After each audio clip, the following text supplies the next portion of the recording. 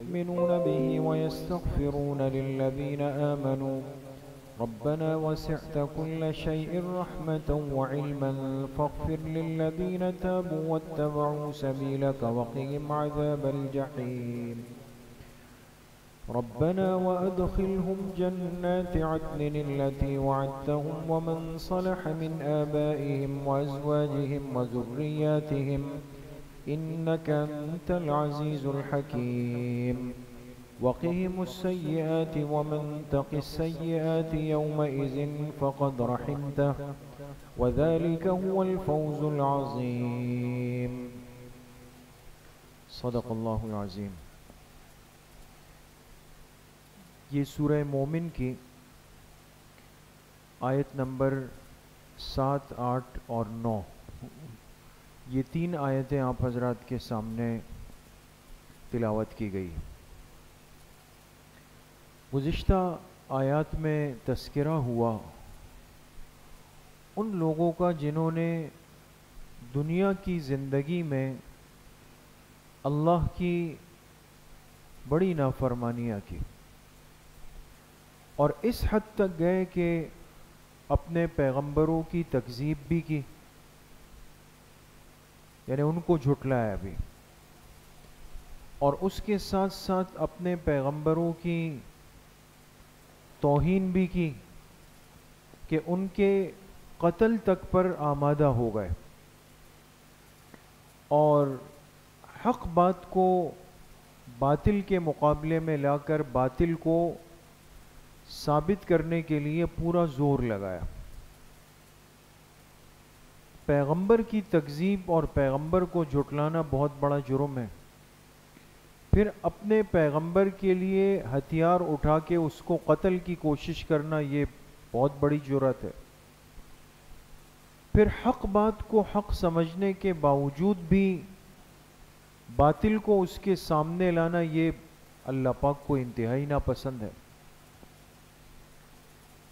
اسی وجہ سے اللہ پاک نے فرمایا ایسے لوگوں کا دنیا کا انجام بھی بدترین ہے، ہماری پکڑ آتی ہے، اور آخرت کا انجام تو جہنم اللہ نے ان کے لیے تیار کر کے رکھی۔ اس کے مقابلے میں وہ طبقہ ہے جو فرمانبردار بندے ہیں دوستو، جو اپنے پیغمبر کی تصدیق کرتے ہیں، ان کی باتوں کو سچا مانتے ہیں، اس پر ایمان بھی رکھتے ہیں، جو اپنے پیغمبر کا پورا ادب کرتے ہیں، نقصان پہنچانا کو تو دور کی بات، ایسی بات جس سے بے ادبی کا شائبہ ہو اس سے بھی اپنی زبان کو بچاتے ہیں، اور حق بات کو ہمیشہ اپنے دل کے ساتھ لگائے رکھتے ہیں، چاہے اس کے لیے انہیں کتنی ہی مشکلات کا سامنا کرنا پڑ جائے۔ دیکھیں یہ ایک ٹکراؤ یا تقابل، یہ ایک ابتدا سے آج تک چلتا ہوا آ رہا ہے۔ انسان حق کا حصہ بنتا ہے یا باطل کا حصہ بنتا ہے، یہ ہر زمانے میں اللہ پاک کی ایک ترتیب رہتی ہے۔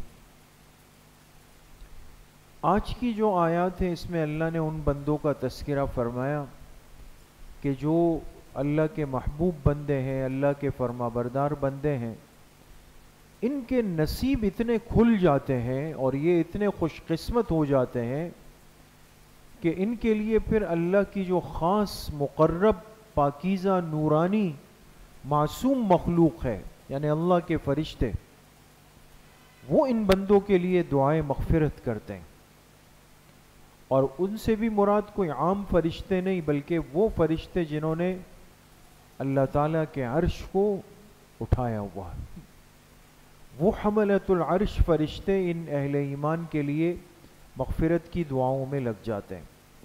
ان آیات کا ترجمہ ہے الذین یحملون العرش، جن فرشتوں نے عرش کو اٹھایا ہوا ہے، ومن حولہ، اور جو فرشتے اللہ کے عرش کے ارد گرد موجود ہیں، یسبحون بحمد ربہم،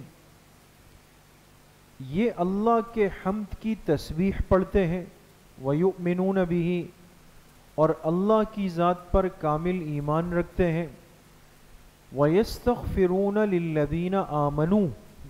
اب غور کریں دوستو، اور یہ عرش اٹھانے والے فرشتے یا عرش کے قریب موجود فرشتے ایمان والوں کے لیے مغفرت کی دعا کرتے ہیں.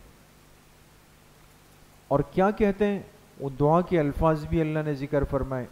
ربنا، یہ فرشتے دعا میں کہتے ہیں اے ہمارے رب، وسعت کل شیء رحمتا وعلما، آپ تو وہ ذات ہے جو ہر چیز پر وسعت رکھتے ہیں، باعتبار رحمت کے بھی، باعتبار علم کے بھی. آپ کی رحمت بھی ہر چیز پر وسیع ہے، آپ کا علم بھی ہر چیز پر وسیع ہے. لہذا فاغفر للذین تابوا واتبعوا سبیلک، پہلی دعا کہتے ہیں اے اللہ آپ بخش دیجئے ان لوگوں کو جنہوں نے توبہ کی اور آپ کی طرف آنے والے راستے کی اتباع کی. یہ پہلی دعا ہو گئی. نمبر 2، وقہم عذاب الجحیم، اور اے اللہ ان ایمان والوں کو جہنم کے عذاب سے بچا لیجئے. ربنا وادخلہم، تیسری دعا، اور اے ہمارے رب ان ایمان والوں کو داخل کر دیجئے جنات عدن التی، ہمیشہ ہمیشہ باقی رہنے والے ان باغات میں، التی وعدتہم، جن کا آپ نے ان سے وعدہ فرمایا. ومن صلح من آبائہم وازواجہم وذریاتہم، اور صرف ان کو نہیں بلکہ جو ان میں سے لائق ہو، چاہے ان کے والدین ہیں، چاہے ان کی بیویاں ہیں، چاہے ان کی اولاد ہے، ان کے ضمن میں اور ان کے ساتھ اے اللہ ان کو بھی جنت میں داخل فرما دے. انک انت العزیز الحکیم، بے شک آپ ہی غالب ہیں، حکمت والے. وقہم السیئات، دعا نمبر 4، اور اے اللہ ان ایمان والوں کو آپ بچا لیجئے تکلیفوں سے. ومن تق السیئات یومئذ، اور خاص طور پہ جنہیں آپ نے اس بڑے دن کی تکلیف سے، بڑے دن سے مراد آخرت کا نا، اس بڑے دن کی تکلیف سے بچا لیا، فقد رحمتا، اس پر تو آپ نے بڑا رحم کر دیا. وذالک هو الفوز العظیم، اور حقیقت میں یہی بڑی کامیابی ہے. یہ 3 آیات ہیں دوستو، اور ترجمے سے بات بالکل صاف ہے کہ اللہ نے دعائیں ذکر فرمائی جو فرشتوں نے مانگی، اور فرشتے بھی وہ فرشتے جنہوں نے کس چیز کو سہارا دیا ہوا ہے؟ اللہ کے عرش کو سہارا دیا ہوا. اللہ کے عرش کو سہارا دینے والے فرشتے کتنے ہیں؟ احادیث میں اس کی بالکل وضاحت ہے کہ اس وقت جب تک قیامت قائم نہیں ہوتی تو عرش کے 4 پایوں کو 4 فرشتوں نے اٹھایا ہوا ہے. جیسے ایک ترتیب ہوتی ہے کہ ہر کونے پر ایک کندھا دے دیا جائے، تو 4 فرشتے ہیں. لیکن جب قیامت قائم ہوگی تو حدیث پاک میں آتا ہے کہ ان 4 کی جگہ ٹوٹل 8 ہو جائیں گے. تو اضافہ ہو گیا نا، پہلے 4 تھے، اب کتنے ہوں گے؟ 8. 8 فرشتے اللہ کے عرش کو کندھا دے دیں گے. اب باقی عرش کے ارد گرد جن فرشتوں کی صفیں بنی ہوئی ہے وہ کتنی ہے؟ وہ لا تعداد ہے. اس کی کوئی حد نہیں ذکر کی گئی کہ اللہ کے عرش کے ارد گرد موجود فرشتوں کی تعداد کتنی ہے، ہزاروں میں، لاکھوں میں، کروڑوں میں، لا متناہی فرشتے، حد درجہ. تو ایک تو اس سے اندازہ لگائیں کہ فرشتہ خود ایک نورانی مخلوق ہے، معصوم ہے، ان میں اللہ نے گناہ کا مادہ رکھا ہی نہیں. دوسری بات یہ ہے کہ فرشتے مقرب ہیں. مقرب ان کو کہا جاتا ہے جو قریب رہیں، اور فرشتوں کا چونکہ سارا واسطہ جو ہے وہ عالم بالا سے ہے، اوپر کے نظام سے ہے، جہاں سے وحی اترتی ہے، جہاں تک اعمال جاتے ہیں، اللہ کے مقرب مخلوق میں سے. پھر فرشتوں میں سے بھی وہ مقرب فرشتے جنہیں اللہ کا اتنا قرب حاصل ہے، اللہ کی تجلیات کے اتنا قریب ہے کہ اللہ کے عرش کو اٹھائے ہوئے ہیں، وہ کتنی شان والے فرشتے ہوں گے۔ تو ایسے خاص فرشتے جو ہیں وہ ایک ڈیوٹی میں اور ایک کام میں لگے ہوئے، اور وہ کام کیا ہے کہ ایک تو وہ اللہ پاک کی تسبیح میں مشغول رہتے ہیں، اور اس کے ساتھ ساتھ وہ اہل ایمان کے لیے مغفرت کی دعا کرتے ہیں، ان کے لیے مغفرت کی دعا کرتے ہیں کہ اے اللہ ان ایمان والوں کی جو آپ کے فرما بردار بندے ہیں، اے اللہ آپ ان کی مغفرت فرما دیں۔ اب اندازہ لگائیں عام انسان کی، جو چاہے وہ انسان کتنا ہی گناہگار ہو، جناب نبی کریم صلی اللہ علیہ وسلم نے فرمایا جو ایمان والا اللہ سے دعا مانگ لے، یقین کر لے کہ اس کی دعا قبول ہے، اللہ کے ہاں محفوظ ہو گئی ہے، وہ ضائع نہیں۔ عام امتی کی دعا کی یہ کیفیت ہے، پھر وہ درجہ بدرجہ قیمتی ہوتے ہوتے ہوتے آپ اندازہ لگائیں کہ ایک معصوم فرشتے کی دعا ہے، کتنی خوبصورت دعا ہے، کتنی قیمتی دعا ہے، اور کتنی جاندار دعا ہے۔ بات سمجھ گئے دوستو؟ ایک بات تو ایک تو دعائیں مغفرت کرتے ہیں، اور دوسرا اللہ پاک سے کہتے ہیں کہ اللہ ان کو جہنم کے عذاب سے آپ بچا لیجئے کہ جہنم نہ جائے، اس لیے کہ نافرمان بندہ اگر اس سے پوچھ تاچھ ہو گئی، شروع ہو گئی، تو کچھ نہ کچھ تو سزا مل سکتی ہے اس کو۔ تو یہ فرشتہ کہتے ہیں اللہ اس کو جہنم سے بالکل محفوظ کر لو۔ تیسری دعا وہ اللہ پاک سے عرض کرتے ہیں کہ اللہ ان کو ان باغات میں، ان جنتوں میں داخلہ دے دیجئے کہ جو ہمیشہ ہمیشہ کے باغات ہیں۔ اور چوتھی دعا یہ کرتے ہیں کہ اللہ انہیں ہر پریشانی تکلیف سے بچا لیجئے۔ یعنی آپ اندازہ لگائیں کہ چاروں دعائیں کتنی قیمتی ہیں۔ تو ایک تو انسان کو اپنے ایمان پر، ایمان کی نعمت پر ہر وقت اللہ کا شکر گزار رہنا چاہیے، اس لیے کہ ہمیں تو نہیں پتا کہ ہمارے لیے کون کون سے ہاتھ اٹھے ہوئے، اور چلے انسان تو انسان کے لیے دعا کرتا ہے تو کمزور ہے، کبھی کر رہا ہوتا ہے لیکن دل میں کوئی ناراضگی آ گئی، کہتے چلو بھائی لسٹ سے اس کا نام کینسل، اب نہیں کروں گا اس کے لیے۔ کمزور ہے انسان، ناراض ہو گیا تو دعا چھوڑ دی، غصہ آ گیا تو دعا چھوڑ دی، دل نہیں چاہ رہا تو دعا چھوڑ دی۔ لیکن یہ فرشتے تو ان کیفیات سے پاک ہیں، یہ تو ہر وقت ہی دعاؤں کے اندر لگے ہوئے۔ اور پھر اس سے بڑھ کر جو اصل بات آج کے درس میں، اور آپ نے ترجمے پہ غور کیا کہ یہ فرشتے اللہ پاک سے کیا کہتے ہیں، اللہ صرف اس بندے کی نہیں، ومن صلح، بلکہ اس بندے کے ساتھ ساتھ جو جس میں یہ صلاحیت ہو، اس لفظ پہ غور کیجئے گا، جو اس لائق ہو۔ اب صلاحیت سے یا لائق ہونے سے کیا مراد ہے؟ آسان سا مطلب ہے اس کا کہ جس کے اندر کم سے کم درجے میں ایمان تو موجود ہو۔ دیکھیں ایمان بیج ہے، ایمان بنیاد ہے، ایمان کے آنے کے بعد ہی ایک بندہ دعا کا مستحق بنتا ہے۔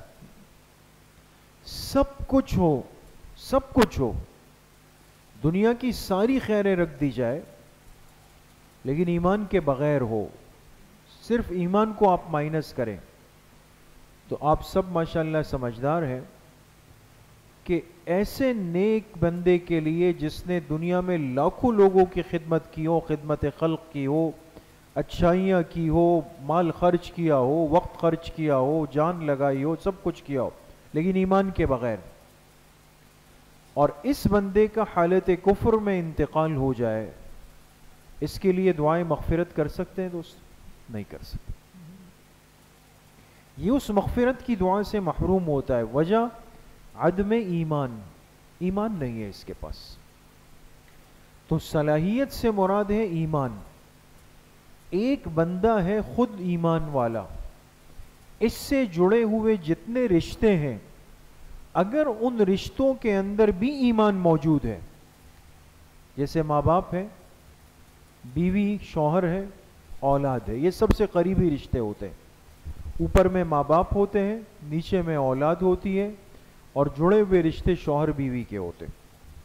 یہ سب سے مقرب رشتے. تو اگر یہ قریبی رشتہ دار بھی ایمان والے ہوں، اگرچہ عملی طور پہ وہ کمزور ہیں، تو یہ فرشتہ اللہ پاک سے عرض کرتا ہے کہ اے اللہ، اس کے والدین میں، اس کی بیویوں میں، اس کی اولاد میں جس کے پاس ایمان کی صلاحیت موجود ہے، اے اللہ اس بندے کے ساتھ ان کو بھی جنت میں داخل فرما دے. اس کو بھی دعا مل گئی.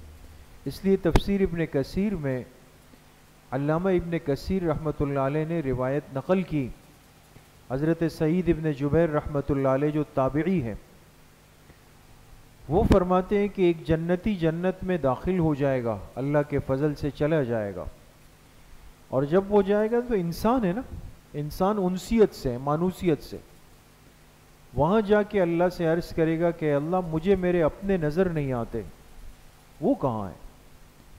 تو اس سے کہا جائے گا کہ وہ بھی جنت میں ہے، پریشان نہ ہو، لیکن عمل کے وزن کے اعتبار سے وہ آپ کے برابر نہیں، اس لیے آپ سے نیچے کے درجے میں، عمل کی حیثیت ان کی اتنی نہیں.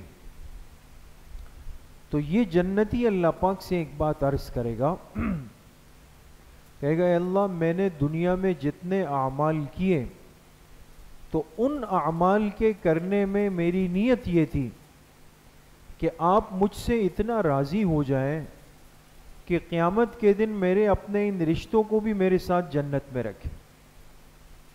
میں دنیا میں یہ چاہتا تھا کہ یہ میرے ساتھ رہیں، تو میری چاہت ہے، اور ظاہر سی بات ہے کہ جنتی کی کوئی خواہش اور چاہت رد نہیں ہوگی.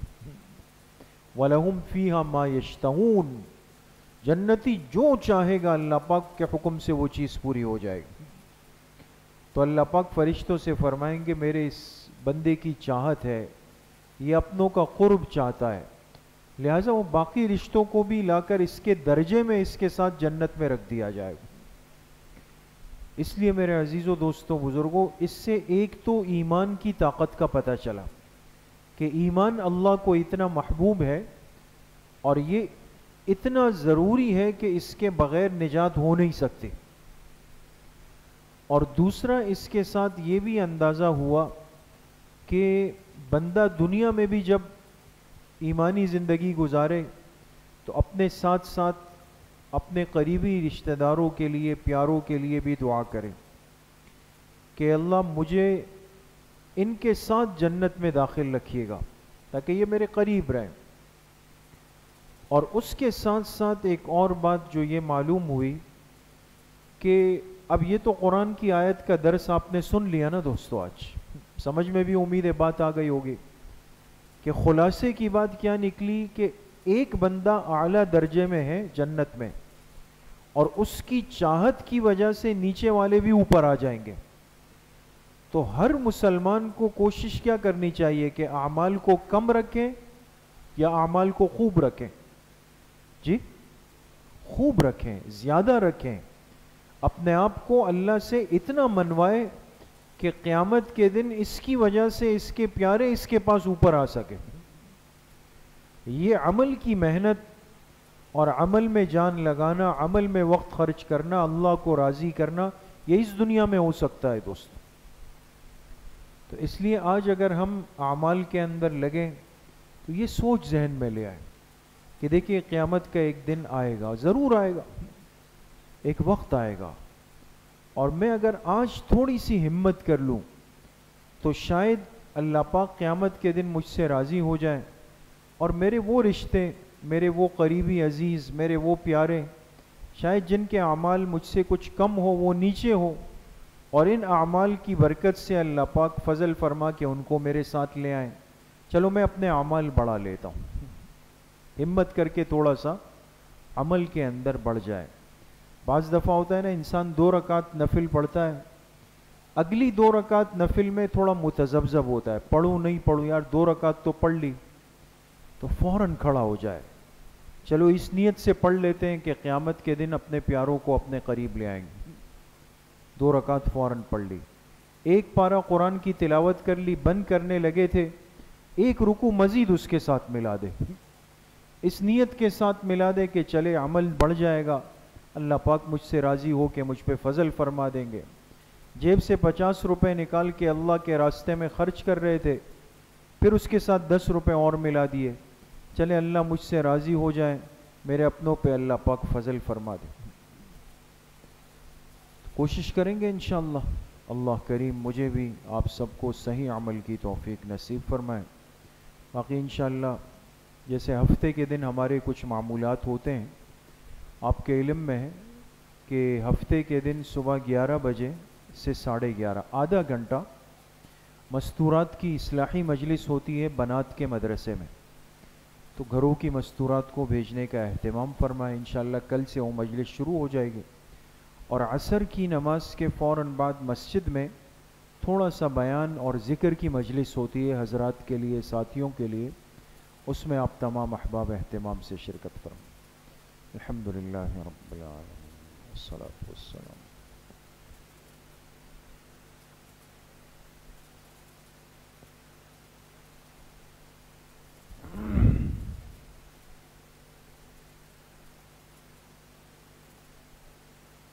وصلی اللہ وسلم علی نبینا محمد وآلہ وصحبہ اجمعین برحمتہ۔